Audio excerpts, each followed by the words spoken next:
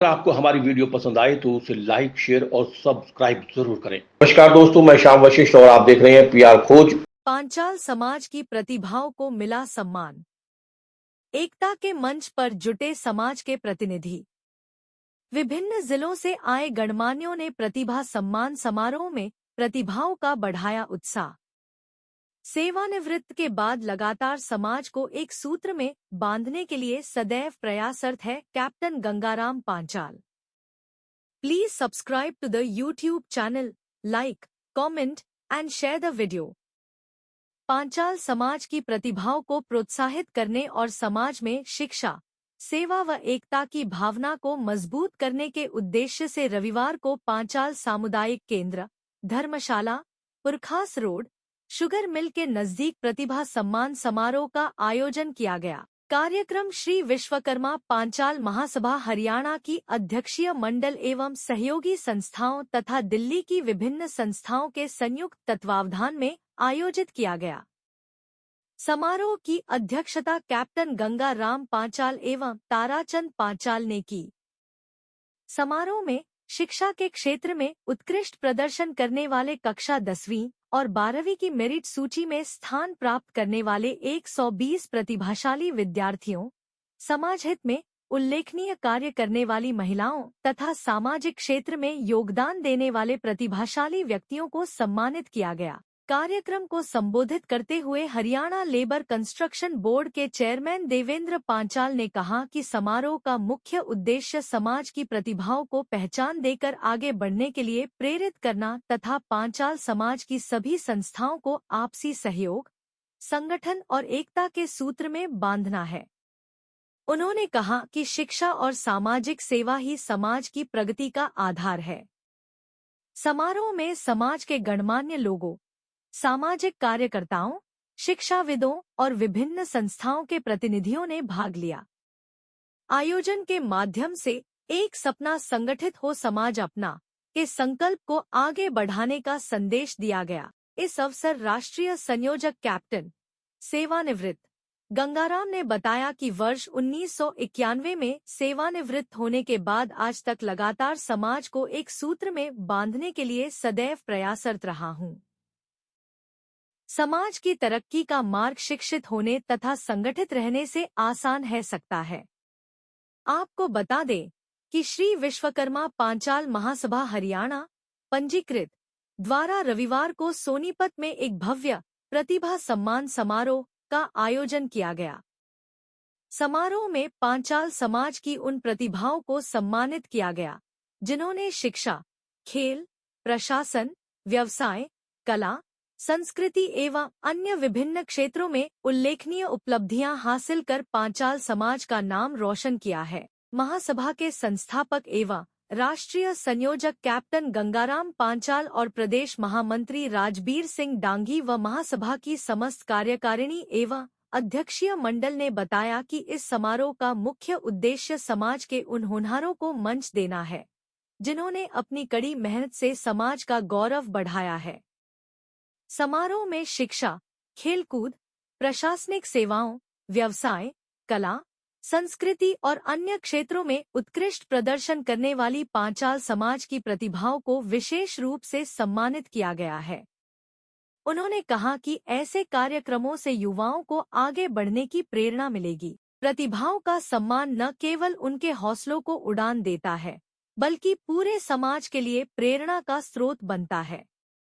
ऐसे आयोजनों से हमारी युवा पीढ़ी को जीवन में आगे बढ़ने और कुछ नया करने की सकारात्मक ऊर्जा मिलती है।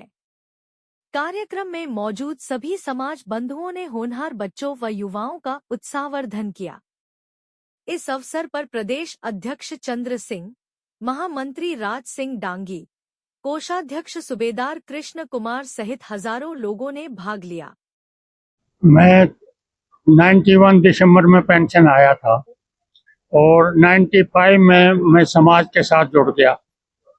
95 से अभी तक तकरीबन 31-32 साल हो गए हैं। मैं समाज की सेवा के लिए 24 घंटे तैयार रहता हूं और मेरा सपना यही है कि हमारी पांचाल समाज एक झंडा और एक डंडे के नीचे आए, ताकि हमारी पांचाल समाज की शक्ति बढ़े और हमारी राजनीतिक हिस्सेदारी भी मिले। जब तक हम संगठित नहीं होंगे तो हमारी राजनीतिक अधिकार नहीं मिल सकते। ऐसे ही हमने एक बैकवर्ड समाज का संगठन बना रखा है, उसका भी मैं मेंबर हूँ। तो हमारा ये फैसला किया हुआ है कि हर एक समाज अपने अपने संगठन तैयार करके सभी SC/BC की संस्थाओं को मिलाकर एक तगड़ा संगठन करे, ताकि हमारी SC/BC समाज को हमारे राजनीतिक अधिकार हमने मांगने न पड़े। हम अपनी ताकत बनाकर अपना अधिकार ले सकें। हमारा यही सपना है। ये प्रोग्राम हमने इसीलिए किया है कि एजुकेशन के बगैर आजकल बच्चा या मनुष्य अंधा है, पागल है। जब तक हमारे बच्चे अच्छी शिक्षा नहीं लेंगे तो कंप्यूटर के जमाने में आगे नहीं बढ़ सकते।